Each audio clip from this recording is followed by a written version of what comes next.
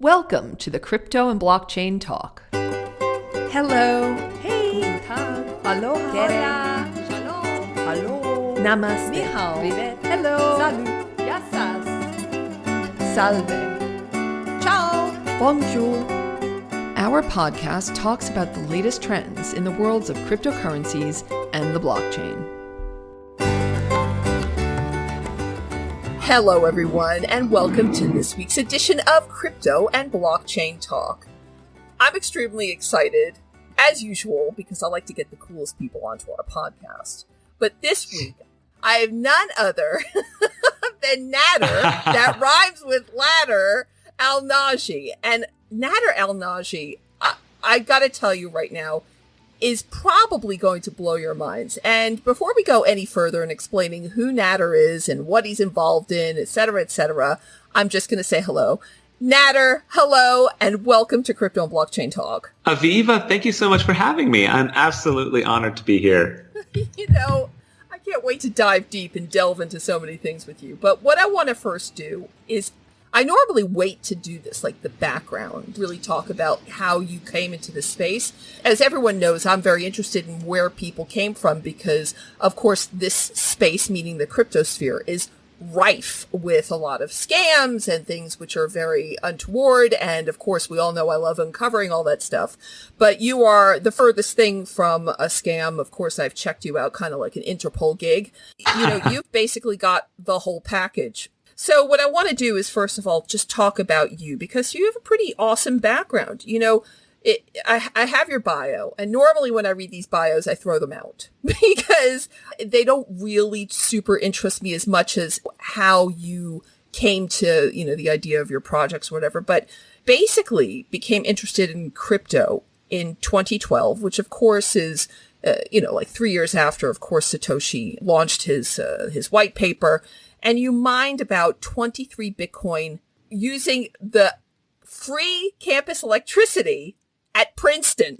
Okay, so you're at Princeton, which obviously means that you're not stupid. Okay, well, that's what it's supposed to mean. Of course, unless, you're the son of one of the, the higher ups at Princeton. I mean, are you one of the, are you related to someone before I go any further? And then, of course, that theory goes right out the window. I wish I was, but no. My mom's a social worker and my dad's an engineer. So okay, so you are smart, of course, with the parents like that in the background. So okay, so you're at Princeton. You're sitting there staring out the window with your glass of something in your hand. I don't even know what you drink in Princeton, or to get through the day. What in the world possessed you at that point? Because you are basically, you're early on the scene. It's still in 2012. You're still early in. So what made you think, hey, this is a great idea? What were you even studying? Were you studying computer science or IT or engineering? What opened your eyes to Bitcoin? Yeah, it's a wonderful question. And I think it's different for everybody. But for me, I was at Princeton. I was studying computer science. So it was kind of in my wheelhouse. And what happened was my friend sent me an email and was like, hey, this Bitcoin thing is like $100. Like, we should go try and buy some. And I actually started by trying to buy some. And back then, you had to buy Bitcoin on one exchange. And it wasn't Coinbase. It was Mt. Gox, which was a very sketchy exchange. And the way you had to buy it is you had to send a money order to the exchange, which meant, in my case, getting a bunch of cash from an ATM, taking it to Rite Aid, and sending it to some very questionable bank. And then it actually made it there after a week, and I got my first Bitcoin like that. And then, of course, just going down the rabbit hole as a computer scientist, and you start doing the math on mining and what it looks like. And you can't resist, as just a young nerd, when there's free money on the table, especially here in college, if you just do the thing, like, in my case, if you build a computer with some graphics cards in it to mine Bitcoin, you can just get free money. You can't resist it. And so that was the first kind of foray. Deep exploration, into Bitcoin for me. Yeah, so. Well, and just to refresh everyone's memories, Mt. Gox was once the world's biggest Bitcoin exchange until, of course, it lost it lost everyone's coins and basically closed in 2014. So, okay, let's go back and by the way, yeah. I have another funny story there, which is for unrelated. Please tell the funny story. For unrelated reasons, my friend and I, the same one who introduced me to Bitcoin, we went to Japan just for like a summer vacation, or maybe I'd graduated or something. I don't remember exactly when it was. And that was where Mt. Gox was based. Yes. And with no plans whatsoever, my friend tweeted at Mark Karpeles, who's the CEO of Mt. Gox, and we visited his office. Like, we visited him and we talked to him. We left with the understanding that all of the exchange was written in PHP, including, the order matching engine, which is, as a computer scientist, we didn't think it was a good idea to write something like an exchange in that programming language. And so because we kind of dug in and felt like it wasn't super solid, it actually caused me to dump all of my Bitcoin at the top, which was like $1,000. And so I remember, I think I was on like the flight back, or like I was sitting in the airport, and I was like, all right, I got to dump all of this and wire out my money. And so, yes, that was another part of the story that was funny. Oh, and soon after that, the exchange broke down. But yeah. Yeah, and no doubt then the charges of embezzlement and everything else was probably levied against him. But if you want to hear about Mt. Gox, you have to go and refer to one of our past podcasts, because otherwise this will be a 6-hour-long podcast. Just to sum it up, Mt. Gox did not end well. So I got to ask you this at this point then. So, you started to mine Bitcoin, but did you start to mine anything else at any, obviously at that early stage, there wasn't much else, but it's not really too much in the future from that point where other coins started to appear. And so did you start mining them as well? I remember Litecoin came out when I was doing the Bitcoin stuff, and we all thought it was a joke. We didn't take it very seriously. I don't think there were any other, maybe Dogecoin came out then. Oh, that's but a curse around here. Don't mention Doge around here. It makes me want to literally spit, but go on. Definitely. No, but I was a bit of a Bitcoin maximalist back then, and, didn't really pay too much attention to the other coins. Right. And then in 2016 and 17, that changed because Ethereum, kind of went up in price, got my attention. And when I dug into Ethereum and all the stuff that had been happening around the privacy coins like Zcash and Monero, that just got me basically convinced that crypto was here to stay. And that's actually the point at which I decided to just go all in and decide to spend the next 10 years of my life in crypto. That's hysterical. Well, if you want me to make you laugh really hard, a long time ago, I cut a record. Actually, I cut a song. And the song is That's Not My Coin. And on there, I mention every single coin you've just mentioned. So Zcash, obviously Bitcoin, Litecoin. So I sung about it. It's hysterical. I might even put the link in. Is this online? Yeah, it is online. I definitely want to listen to that after. Well, I cut two. Okay, so I cut like a Christmas album, which I release every year called Crypto Christmas. That's great. Where I just take the piss out of everyone, including Roger Ver and the SEC. That's all I do. And it was done for a joke, right? And thank God people understand that, because I even laugh now when I listen to my own album. And the thing is, of course, I think my own jokes are funny. Of course I do. But my two magical ones are definitely That's Not My Coin, and what was the other one I did? Oh, it was a piss take of Meet Me Halfway by the Black Eyed Peas. And it is still Meet Me Halfway, but it's about crypto trading. But anyway, I digress. So, okay, so I love this. You then went on to raise, now this is an eye-watering sum of money, $133 million for Basis. And it says soon after, I don't even know what year you did this, but I've got to talk to you about this, because basically it looks like you were trying to create a stable coin, correct? Yeah, absolutely. So what happened was Bitcoin crashed in like 2013. And I didn't have diamond hands back then, as you would call it. So when Bitcoin crashed, my friends and I thought, it's gone, it's dead, we'll just move on and go take our jobs. So I graduated in 2013, went to work at a high frequency trading firm as a quant for a year. So it's called D.E. Shaw in New York. Nice. And worked there for a year. But I really wanted to, I kind of wanted to have more impact that I could kind of feel, build products that people use and stuff like that. So I went to work for Google as an engineer for 2.5 years after that, worked in ads and worked in search. But it was really when Ethereum kind of hit its stride in 2016-17 that I kind of caught the crypto bug again and just went super deep. And one of the things that I got really excited about, and I wrote a blog post about it and started talking to a lot of people about it, is a cryptocurrency that's decentralized like Bitcoin, but stable in value against the dollar.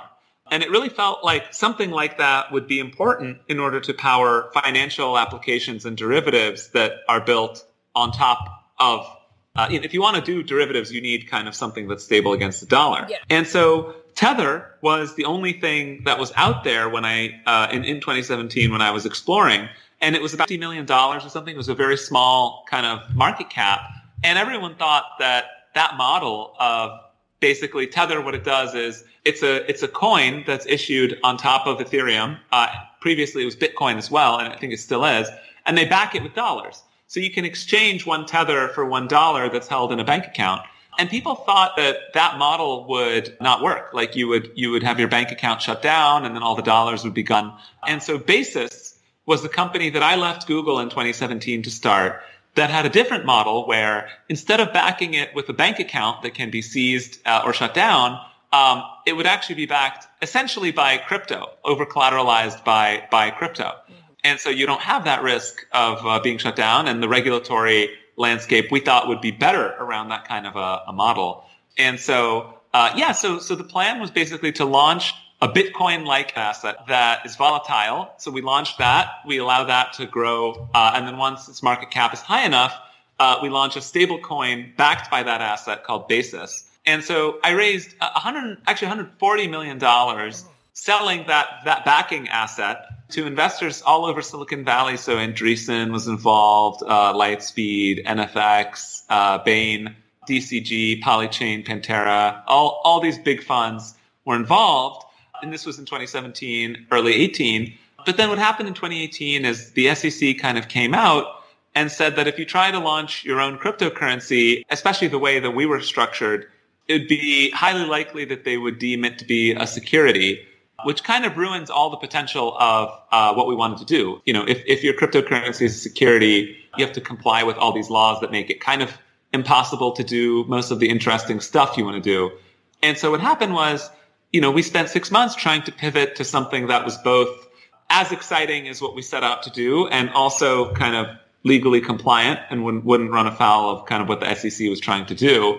But after about 6 months of that, early 2019, decided that kind of the responsible move was actually to return all the money to investors, shut down the company, and try something else, because we didn't think that in that regulatory environment that we were really going to find something exciting, at least in the same vein as what we were looking at. And so went from raising $140 million to, in 2017 to in early 2019, wound down that business and actually had less money than when I started it. So I just had about 3 years of runway. And I was like, should I go back to Google or should I try and do something high impact again, like Basis? That's the backdrop for when I decided to start DeSo, which is my current project. Yeah, but we're not going to get there yet because there's many comments I have to make at this point. Okay, so I love it. The first comment I have to make is I have so friggin' much respect for you. You have no idea. The fact that you made this decision because you felt that you weren't in line with what was looking to be proposed regulation from the U.S. government, and you said, look, this looks like it could be actually going against the grain and there could be massive problems in the future. So we're going to wind this down. And did I read this right? obviously still on the basis.io site is the letter that you wrote in explaining why you're winding the company down and how you were going to be refunding everyone, which, by the way, the letter in itself is beautifully written. Way to go, Princeton. But the whole point is that let's just talk for a minute about the other, I hate this word, but I have to use it, the other actors in the arena where you have people, and they're all centralized. These are all centralized stablecoins that are out there. You just said the one word, which again, my listeners know, especially the ones who are hardcore, that we've done 10, if not 15 different podcasts just on Tether alone, and how basically Tether is backed by lollipop sticks and belly button fluff. But, these are almost the antithesis of what in my opinion, a stable coin should look like. And especially because you were creating this decentralized stable coin, this decentralized cryptocurrency, but yet you felt you were possibly going at the crosshairs of, what the SEC/CFTC/ FinCEN or anyone else who wants their skin worth. You basically said, okay, it's not worth it, and we're going to basically stop this. Now, you could have obviously gone the other way, i.e. Tether, i.e. USDC, Circle's product. These are all centralized products. Of course, Tether is constantly and I think it's in a minute going to get a right old spank on the ass because, and it's obvious because it's just been building up and people have just been ignoring it.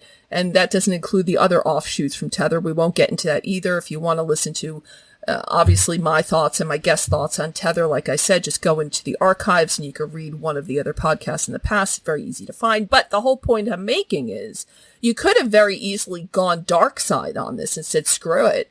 I'm still releasing this.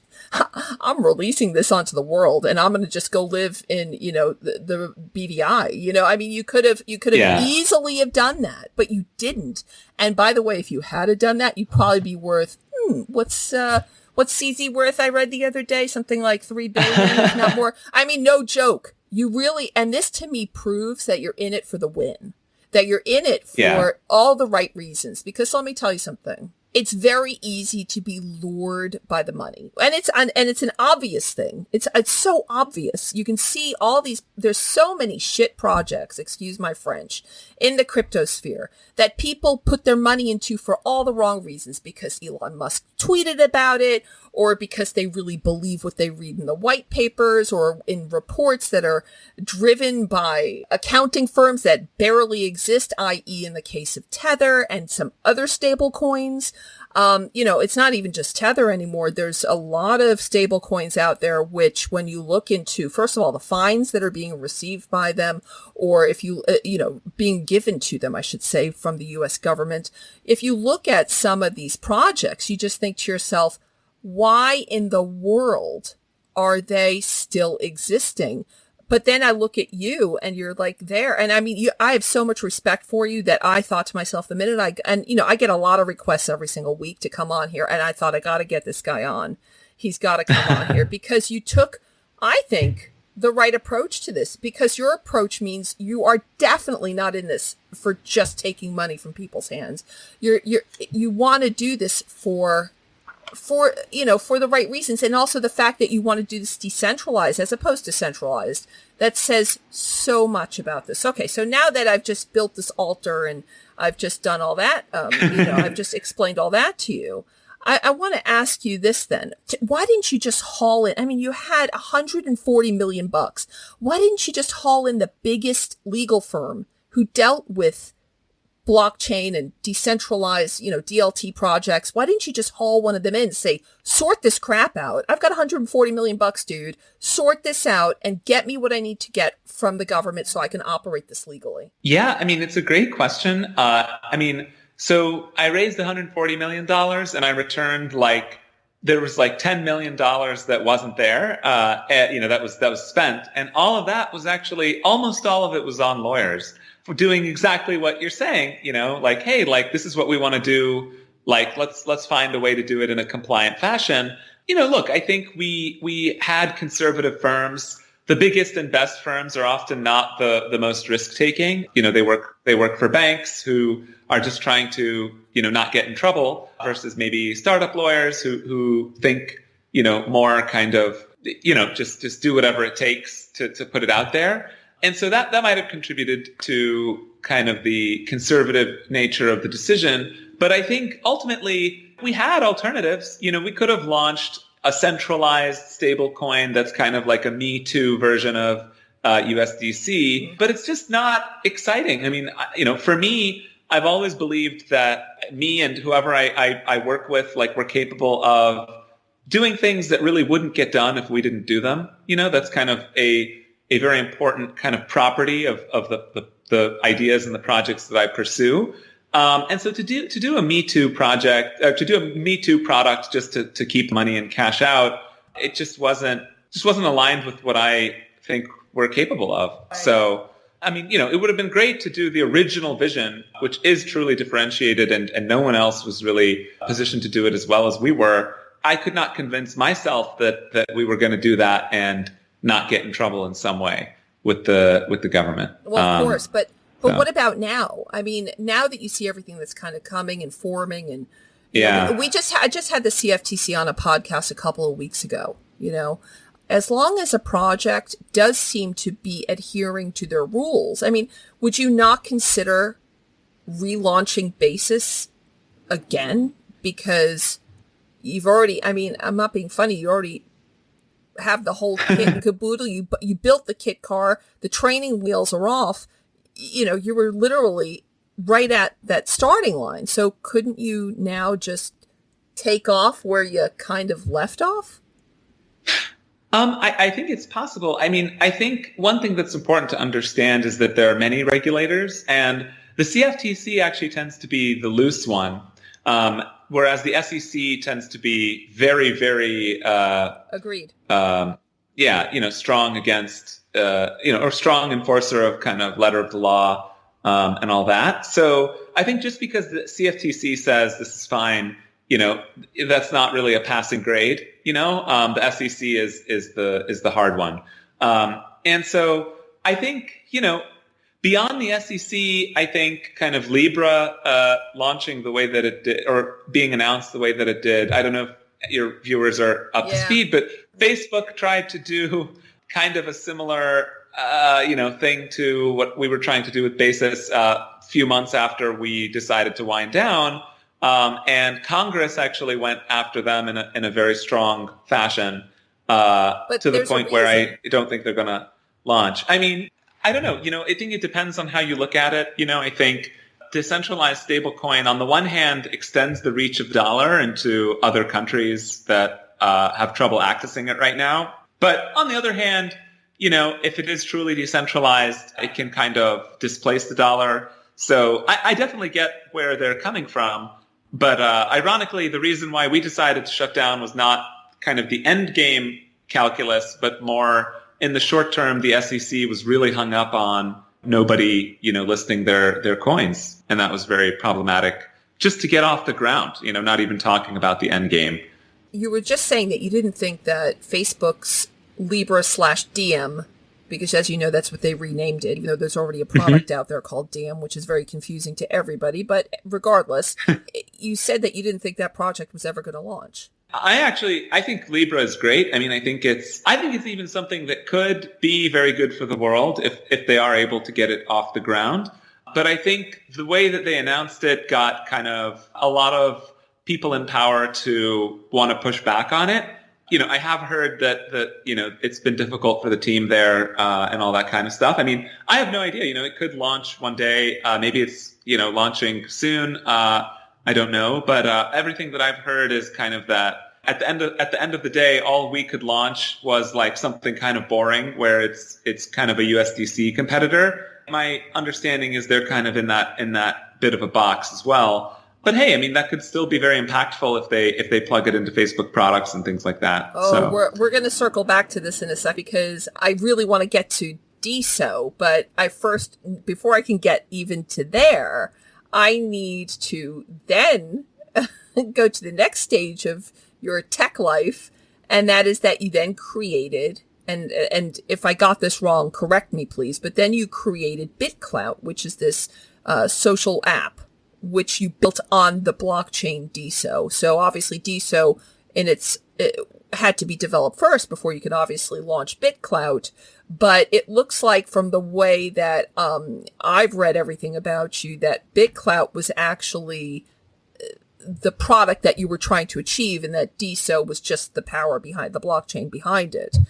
Am I getting that correct, or is that correct? The framing of the mind that you wanted to launch this, this social network, and so that was the product. But yeah, just for your listeners, in early 2019, I was thinking about what's next. I had tried to work on decentralizing the dollar.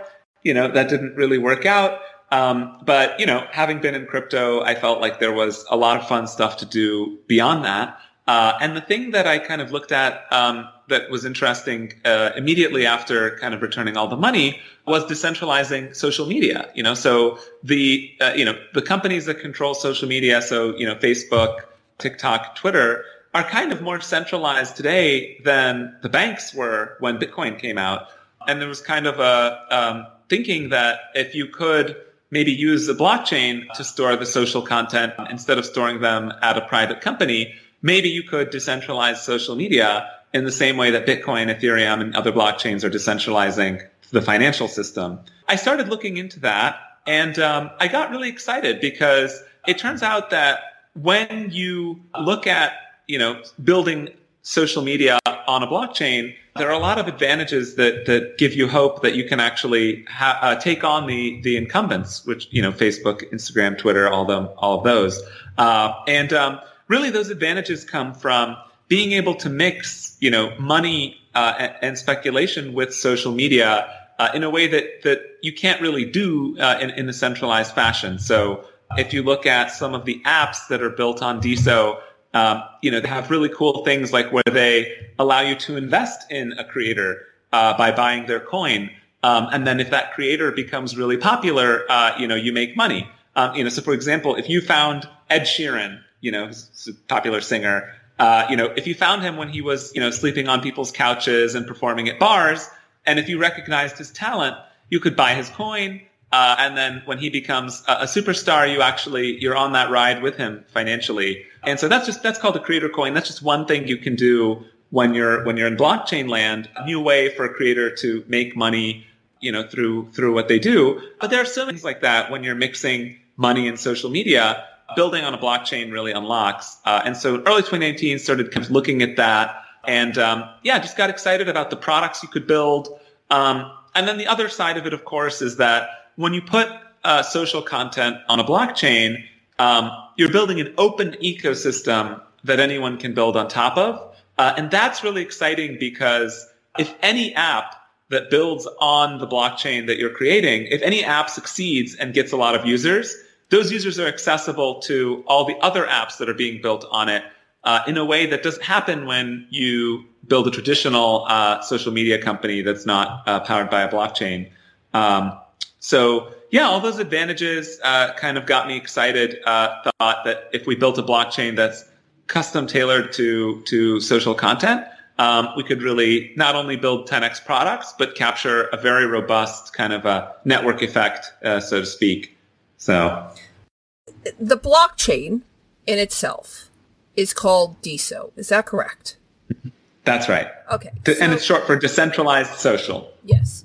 So, but was that then, so just so I can be correct on the way I'm going to proceed from here. So was it your intent to build that blockchain so that people could build products like BitClout on it, or was BitClout your end goal and you had to build DeSo so that there was a blockchain for BitClout to hang on? Great question. It's the first one. So just again as context. So I've been working on the DeSo blockchain since early 2019. Okay. And again, that's a blockchain custom built to power social applications.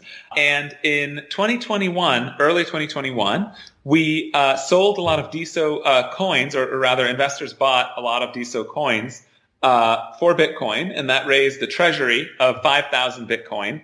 So the project is very well funded, and that's allocated by the DeSo Foundation, which is a nonprofit. But what we did in March of 2021 is we launched a prototype app built on the DeSo blockchain called BitClout. And really that was just designed to kind of showcase what you could do and to allow us to test and, make sure that the blockchain, is scaling and doing everything correctly. And we launched it in like a private beta. We really just wanted a few hundred users that we could kind of test with. But it was shared virally, and it not only resulted in a lot of traffic coming onto the DeSo blockchain early, but a lot of developers as well. So there are now over 200 people building on the DeSo blockchain, and the most popular apps are actually not BitClout. So they're diamondapp.com, polygram.cc, or prosperclout.com. These other platforms people are creating that we haven't created. Or CloutFeed, by the way, is another popular app. So the vision was always other people to build on the blockchain, but we created BitClout kind of as a prototype to kick things off. That's amazing. So obviously you said before, as you explained when we talked about Princeton, that you studied computer programming. So dare I guess here that you are the major developer, the lead developer on the DeSo blockchain? Yes, that's accurate. And my duties are really engineering focused. Obviously I'm doing calls like this, and I'm handling a lot of non-technical stuff right now. But we're hiring, and we're hoping that over time, I can go back full time to just scaling the blockchain, which is to me, the thing I think I'm best at. And I think that's also another great thing about crypto is, or building a decentralized platform in general, which is that everybody can do what they're best at. So developers who are really good at product are building kind of the app layer on top of DeSo. So for example, Diamond App, or Polygram, like I mentioned, and me as kind of the, a back-end engineer, I can really focus on kind of the engine room, this blockchain that powers those apps behind the scenes. So I love how you say, yeah, well, my dream is I could just melt into the background and build my beautiful blockchain. What you forgot to leave out was the end of that sentence, which is from my mountaintop chalet in Bern in Switzerland or in Aspen, Colorado. So, I mean, it's a very, hey, listen, I like your ambitions. I mean, you want to basically live large and lay low at the same time. So, and you gotta love that. So I can obviously see that, okay, so you guys have raised over $200 million US. These are eye-watering sums. And you've had backing again from Andreessen Horowitz, who of course like to put their money into blockchain projects. They've obviously deemed you worthy, and they've bestowed money into your blockchain. Of course, you also have, from, like you said, Sequoia. You also have Social Capital. So you now have launched this $50 million, this is US dollars, people, not Canadian, not Australian, not Hong Kong, US dollar developer fund called the Octane Fund. And from what I understand, this fund is basically about supporting people with brilliant ideas to come onto the DeSo blockchain. Is that correct? 100%. Yeah. And I like to say that the blockchain is kind of like this back end that powers things behind the scenes. But when you interact with an application like Diamond App or Polygram, you're actually interacting with an app that's built by a different team, other teams. And so we call that application layer, we call it the app layer, and we're actually giving away the app layer in the sense that my team wants to focus on the blockchain and allow all the value that's going to be captured on top of the blockchain from these apps to be captured by third-party developers.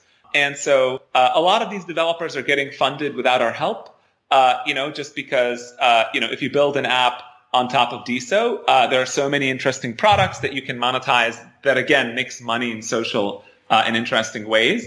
But just to help that ecosystem along, we also have the Octane Fund that you mentioned, which is a $50 million fund that's investing at very favorable terms founders who want to go into crypto and build new kinds of apps. that help creators monetize in new and interesting ways. Just so I understand, these are these grants or are these loans? We actually do, we do grants and equity. So, for developers who are not very far along or who are a bit earlier, we need to see a little bit more progress. We give them a small grant. But for developers that have really demonstrated, solid ability to execute, we do equity and we do larger amounts when we do that. And we do that with Safe Notes right now. That's amazing. So you obviously announced relatively recently, I mean, look, it's in the last quarter of this year, you announced your first $1 million investment into Diamond, which, I hope it brings you a diamond. I hope that it's exactly what and it seems you can... Oh, go ahead. You can get diamonds. Yeah. What's cool about Diamond is it's similar to Twitter. There's also other apps there's an app coming that's similar to Instagram built on DeSo. We're working on funding a TikTok on DeSo. But it is like Twitter, only you don't just get likes on your posts. You get diamonds, which are real money, anywhere between a penny and $1,000. So you today, Aviva, can make a post just like you would on Twitter. And instead of just getting likes, you could also get real money, like just tips from people who just love what you're saying. Okay, so let's go down this route for just a minute. And I want you to remember, I am a huge fan of yours, and you're not allowed to hate me for any of the questions that will now follow. So we all know the way of the world, and we all know how social media works. We're all big people in this room. Well, there might be some small ones, but we're mainly big people in this room. And we all know what kind of content gets likes, mainly to do with, I hate to say this, nudity. So things to do with porn, OnlyFans, that kind of thing.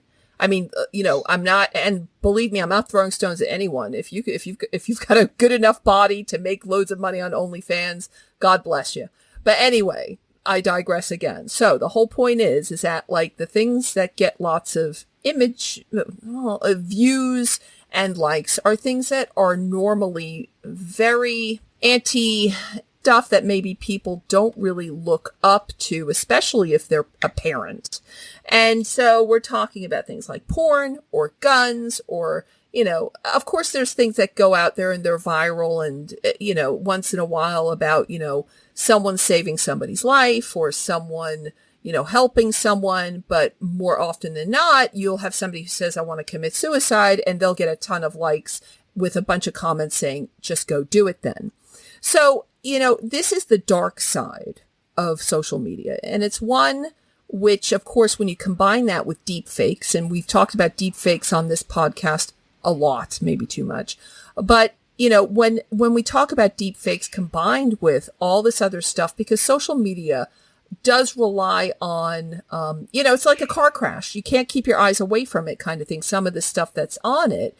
And when I look at some of the stuff that little kids are looking at, and when I say little kids, I mean anyone younger than me, when I see somebody who's like, I don't know, 10 or, I'll even say I have relatives in my family who are like 15 years old, and they're showing me some of the stuff that they're looking at. And my mind is just, I want to say my mind is being blown away, but that's literally what they're looking at. They're looking at people doing things which are just amazing to me. So, in terms of getting monetized, and then my other question I was going to ask you about how these bot farms that obviously people, and allegedly people like Charli D'Amelio, allegedly people like the Kardashians, they use these farms that throw up thousands and thousands of comments, to help obviously bolster their profile. So there's two questions which are born out of this, which are, first of all, I know you're a guy with a conscience. I know that. So and this is a decentralized platform. So how is it that this won't perhaps spiral into a TikTok on steroids racing towards hell? Yeah, I mean, I think, what you're alluding to is the problem of moderation of the content or curation of the content. Absolutely. And that's actually the thing that I am most excited about in terms of how much better it's going to be when it's decentralized, believe it or not. And the reason for that, there's many reasons for that. But to start, I mean, you're living in a world where there are really like 3 social media apps, Yep. that are created, and 3 companies that curate those apps. And so, I mean, imagine if there were only 3 restaurants that you could eat at for your entire life. That's not fun. That's like limited choice, and you'd probably be complaining about how they're all unhealthy or they're catering to the lowest common denominator or something like that. But when you allow anyone to build an app on the data that you have, on the content that you have, which is what DeSo is, suddenly you get competition and choice that you wouldn't get normally. And so you can have, just to go with the restaurant analogy, it's not like McDonald's, Olive Garden, and, whatever other chain, is your favorite. It's, if you want to eat healthy, there's this healthy restaurant. If you want to eat Mexican food, there's this restaurant. If you want to do this, you want to do that, you have choice. And so I think, in terms of how people feel about the content they're consuming, I think that the increase in competition and choice that comes from an open platform that anyone can build on, is definitely going to improve how people feel and how happy they are. And so that's what happens when you put content on a blockchain. Anybody can build on top of it. Whereas today, if anybody builds an app that uses the Facebook data in a different way, Facebook would shut them down because they would lose ad revenue to that app, if they were to allow it to exist. And so that's just in terms of how people feel. I think the competition and choice will make people have choices that make them feel a lot better. But then beyond that, there's kind of a concept of harmful content or the spread of misinformation. And I actually think that gets a lot better on a decentralized platform as well, mainly because when all the content is stored on a blockchain, it's all open such that anybody can analyze it. And you can have the best machine learning researchers in the world building classifiers and models to find harmful content and label it.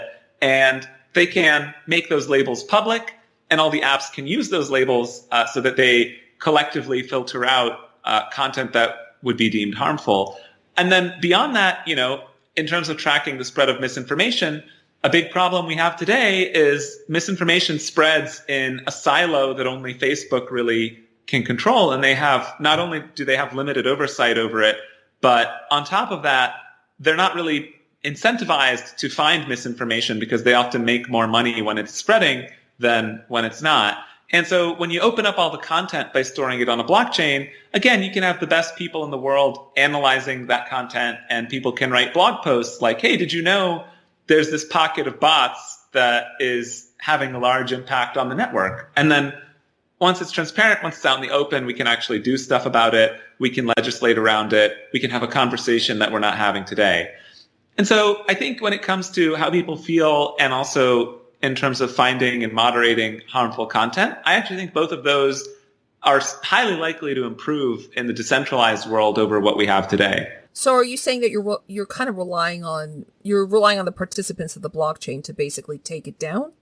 Absolutely. I mean, so an app that shows harmful content is liable to private and civil litigation, so the government litigating them as well. So I actually don't think it's a problem of taking down harmful content. I think it's just a problem of finding it. And if you can find harmful content and label it, I actually think that's the hard part. And we can do a much better job of that in a decentralized world than we can in a centralized one.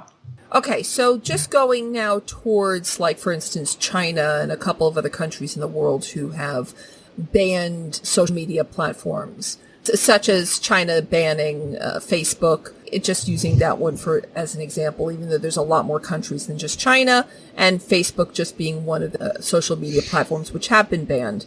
Do you think that this will be something which can be accessed in places who currently view some of these social media platforms as not something they desire and to be allowed to be viewed by their own citizens? Well, I think that a blockchain is definitely much more resistant to censorship than a company.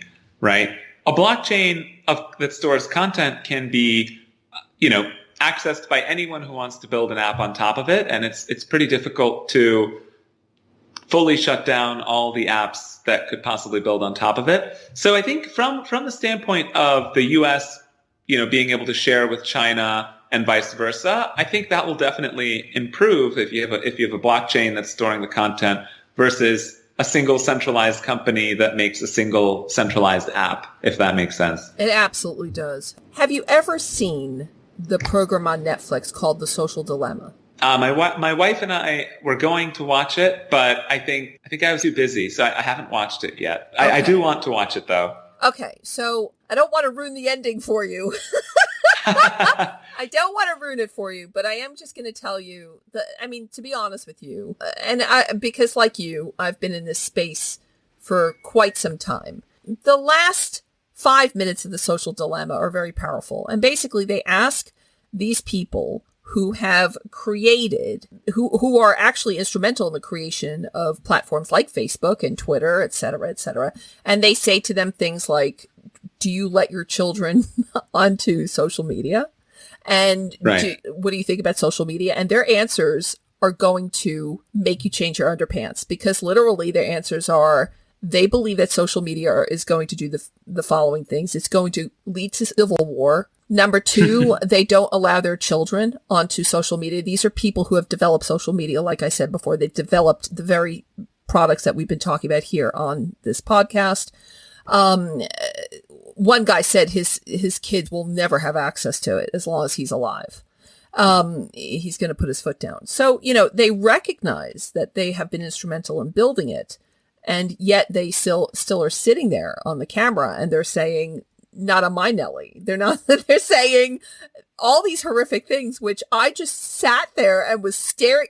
Matter of fact, I rewound the last 5 or even 10 minutes just to watch it again, because I wasn't sure if I was hearing correctly, because I knew I was hearing correctly because I saw the whole program, and it was very much an anti-stance to social media, which, to be quite frank with you, like I said, anyone who has kids, you just look at what they're looking at and you go, oh my God.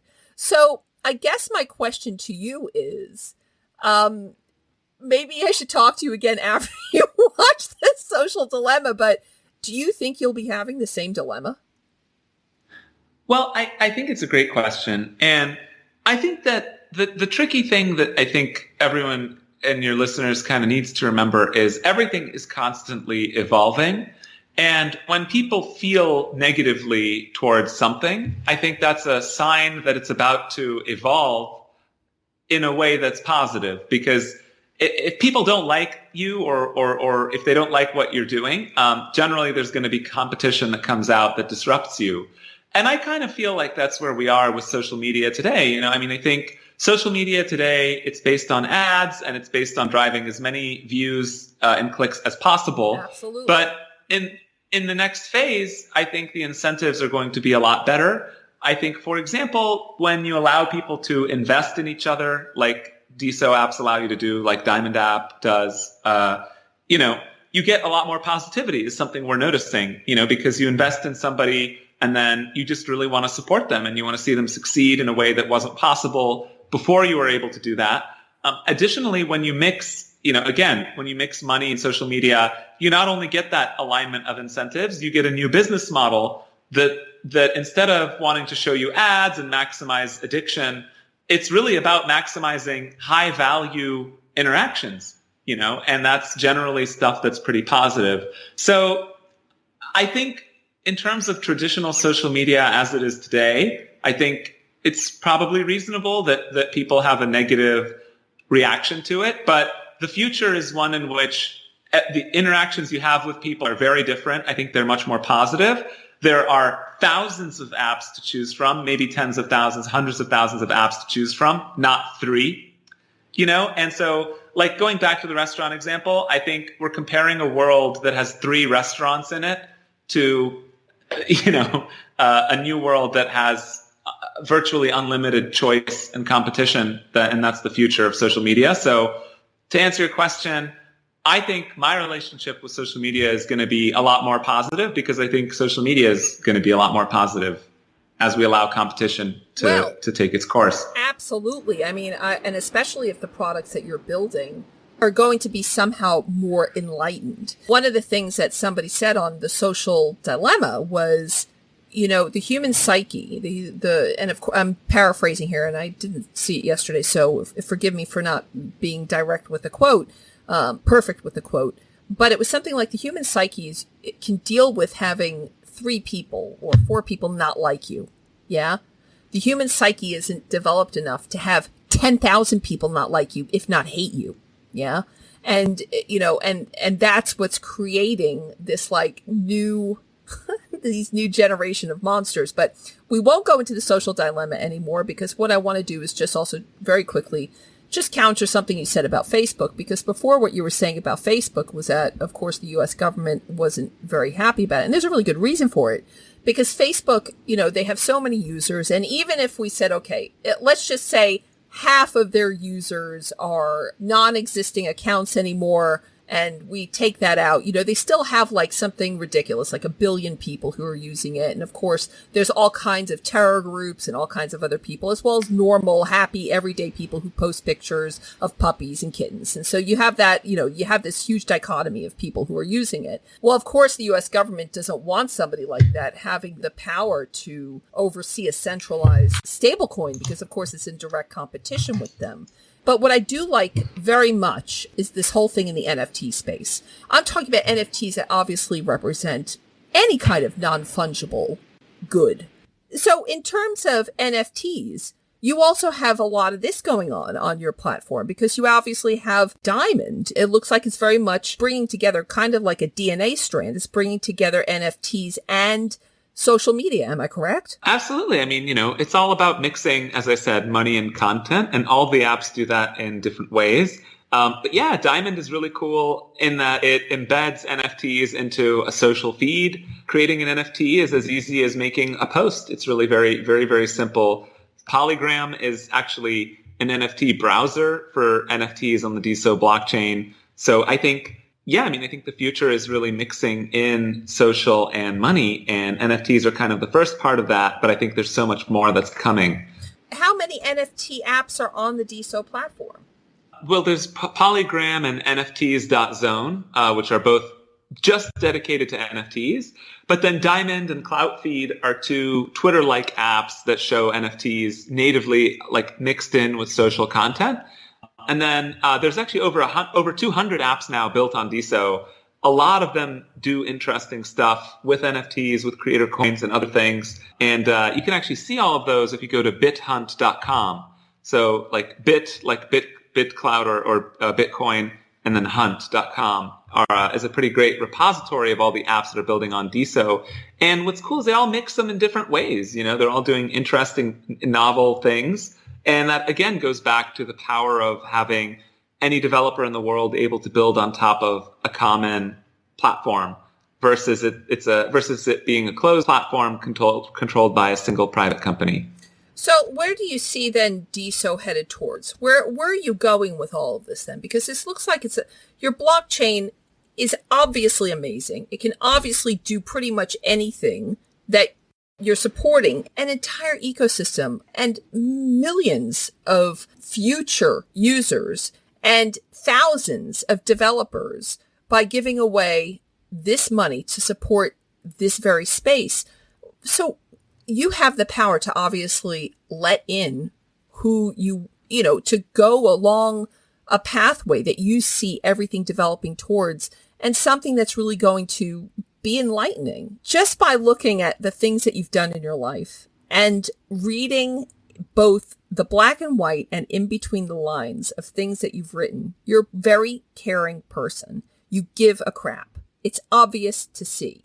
So it also means, because you have the power to, through your nonprofit foundation, to support all of these developers in creating these amazing products and projects, which will hopefully last for decades, not just a couple years, but you obviously want to build things that have longevity. So where is it that you really want to take everything? What kind of projects are you looking for? Who do you want? Yeah, it's a great question. I mean, I think that the future of DeSo and social media in general, I think, is thousands of developers building on a common pool of content. In this case, it's the DeSo blockchain and all the content that's on it. So I think, where we want to take it is we want as many interesting developers building on the DeSo blockchain as possible. And really the goal is to have apps that are compelling enough that the daily active users or the number of people who are using these apps across the ecosystem, comes to challenge the incumbents and create a more positive experience for people that they prefer at the end of the day. And so maximizing the number of developers building on DeSo is really, I think, the North Star here. I'm going to ask you one last question. What do you really think, not even so much the people want right now, what do you think the people, in quotes, need right now, more than anything? I think you were talking about The Social Dilemma. I mean, not even having watched that movie, I can tell you that people's relationships to social media are not positive a lot of the time. And I think that, if we can create something that's more positive for people, an app, that allows them to engage in more socially in more positive ways, and that can make creators more money, encourage them to be creative, again, rather than something that's based on ads and all the money goes to a corporation, which is like what it is today. If we can do those things, that's going to be a pretty big value add to people, I think. The thing that I think is a big unlock is if you can give creative people more money to do what they do really well earlier in their cycle, like a lot of creators, if you look or talk to them, which I've had the luxury of doing, for the first several years of the creative process for them, they're just struggling to try and pay rent. And they're wasting their time being, bartenders or restaurant waiters and things like that when they could be creating. And I think if you can have a way where they can get that money earlier, get that money up front from patrons who believe in them, I think I think art will just be taken to the next level. Creativity will be taken to the next level. And that's something that's enabled by the creator coins, by the diamonds, by the NFTs, by all of these things we're talking about. And I think people need that. I think creators need that. And I think it's something it's why we've seen so much excitement around apps like Diamond and Polygram, and Cloutfeed and all the others. So, I lied to you, I think, when I said last question. So, your NFTs, like we just said, can represent more than just art.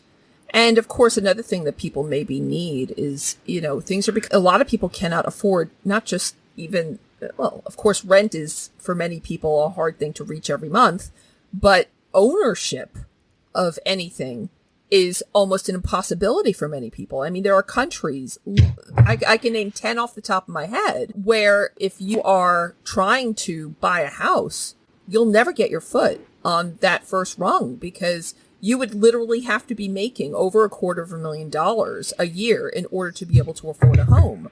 So, perhaps maybe different types of, I'm just giving some ideas here, people. So folks, if you have anything else out there, don't forget this fund is 50 million strong. And, it's very easy to apply to by just going to DeSo.org.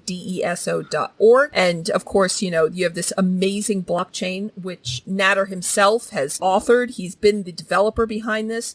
But do you have your eye on other types of products that are in a way maybe bordering on the social that would perhaps give more to people who are they don't even realize they need this stuff because they think it's so far out of their reach? The people who are building on the DeSo blockchain are going to be the innovators here that figure out the interesting products. That said, I think if you want something that I think is kind of almost there in terms of being a breakthrough, I think what people are doing with DAOs, DAO, decentralized autonomous organizations, yep, is pretty interesting. It's an interesting way to crowdfund for a common effort, and kind of solve a collective action problem among people where if they were to kind of pool together, they could do something really great, but they couldn't before. And now with kind of the mixture of crypto and social, they can all pool their money into an organization that's moderated by the blockchain and and do something they couldn't. And so the most interesting one recently was Constitution DAO, where people all over the internet pooled their money to buy a copy of the Constitution, and they weren't successful. But if they were, that would be a very interesting resource that would have become kind of community owned and community managed. And I think we're going to see a lot of interesting things happen around, the crowdfunding aspect, especially as it relates to DAOs. I agree. And that's a fantastic example. Nader, I just want to thank you so much for coming on to Crypto and Blockchain Talk. And if anyone is going to do social media right, I think it's you. So I'm really looking forward to seeing everything that's going to be coming, the beautiful stuff that will be growing off of your blockchain. And I really do hope that in the future, when I see your name, I think to myself, yeah, I talked to him once and he's a really awesome man. So I just want to thank you again for coming on to Crypto and Blockchain Talk. Oh, well, Aviva, thank you so much. I mean, I've been working on this project for a long time, and yeah, that means the world to me. I really hope we make it happen. Yeah, and let me tell you, I'm going to give you the touch of Aviva Gold now. It's going to happen for you in a big way. Oh my gosh, thank you. Thank you so much. Yeah, no worries. And I just want to thank all of our listeners for tuning into this week's Crypto and Blockchain Talk. Please remember to tell your friends and family to download our podcast on one of over 70 different podcasting platforms. You have some of the list on cryptoandblockchaintalk.com. The rest you'll just have to Google, but you'll find us somewhere. In addition, this podcast is streamed 24/7 on our sister radio station, Crypto 24 Radio. Crypto 24 Radio streams 24/7 around the world for your listening pleasure. Furthermore, we do have our own social media. Dare I say this? We have our own social media accounts, which are on Facebook, Twitter, and Instagram. Please feel free to leave us comments there. We love lovely comments. But the most important way, and the way we love to hear from you, is directly by emailing us at education@savvydigital. That's education@savvydigital, SAVII, digital.com. Again, thank you for tuning in. We know your time is valuable, so when you listen to us, it means the world. So please be safe, take care, and goodbye for now.